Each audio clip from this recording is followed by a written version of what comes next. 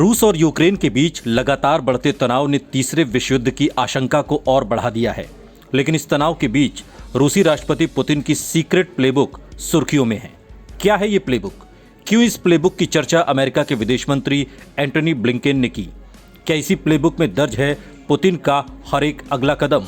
आज के इस वीडियो में हम आपको रूस के राष्ट्रपति व्लादिमीर पुतिन की इसी सीक्रेट प्लेबुक के बारे में बताएंगे, जिसमें दर्ज है यूक्रेन को धर दबोचने का रूसी प्लान। क्या है पुतिन की सीक्रेट प्लेबुक? अमेरिकी खुफिया एजेंसी की एजेंट रही रेबेका कॉफलर की किताब पिछले साल आई थी।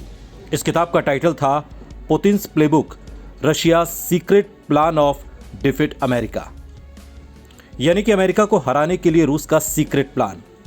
इस किताब में कॉफलर कहती हैं कि सोवियत संघ के पतन को व्लादिमीर पुतिन ने किस तरह से अपमान के तौर पर लिया था।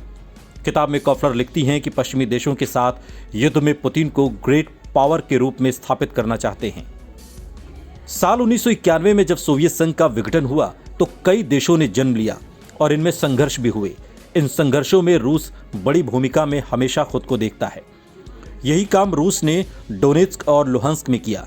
पहले इन अलगाववादियों को रूस ने समर्थन दिया, फिर लड़ने के लिए हथियार दिए और अब आजाद मुल्क के तौर पर मान्यता।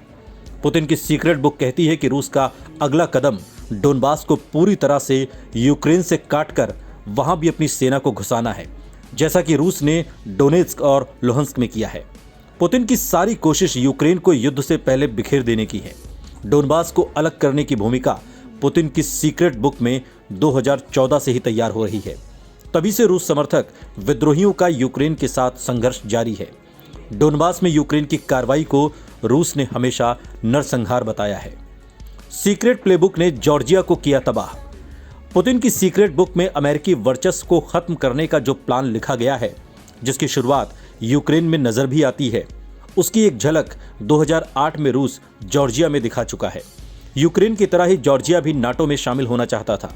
रूस इसका विरोध कर रहा था और फिर रूस ने जॉर्जिया के अबकाजिया और दक्षिण ओसेशिया को अलग देश के तौर पर मान्यता दे दी और फिर अपनी सेना भेज दी।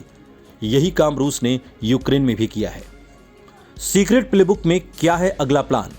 संयुक्त राष्ट्र सुरक्षा परिषद में अमेरिका के विदेश मंत्री एंटनी ब्लिंकेन ने पुतिन की इसी सीक्रेट प्लेबुक का जिक्र किया था, जिसमें एंटनी ने बताया था कि रूस कई चरणों में यूक्रेन पर हमला कर सकता है। एंटनी ने कहा था कि रूस यूक्रेन में नागरिकों के खिलाफ ड्रोन स्ट्राइक और बमबारी के आरोप लगा सकता है। बाद में रूस इसे नरसंहार बता सकता है। बाद में रूस यूक्रेन में मौजूद अपने नागरिकों की सुरक्षा का हवाला देकर जवाबी कार्रवाई कर सकता है। इस काम में रूस का मीडिया भी पुतिन के साथ है। ब्लिंकेन ने यह भी बताया कि रूस यूक्रेन पर साइबर अटैक कर सकता है और वहां की कम्युनिकेशन को जाम कर सकता है।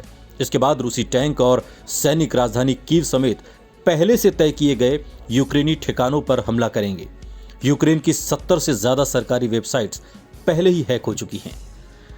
ब्लिंकेन ने ये सारी बातें पुतिन की उसी सीक्रेट प्लेबुक के हवाले से कही हैं, जिसमें यूक्रेन के खिलाफ जंग का हर एक अध्याय पहले से लिखा जा चुका है। ये वीडियो आपको कैसा लगा कमेंट सेक्शन में हमें जरूर बताइएगा। साथ ही ऐसे और वीडियोस के लिए सब्सक्राइब करिए हमारा यूट्यूब चैनल आज तक।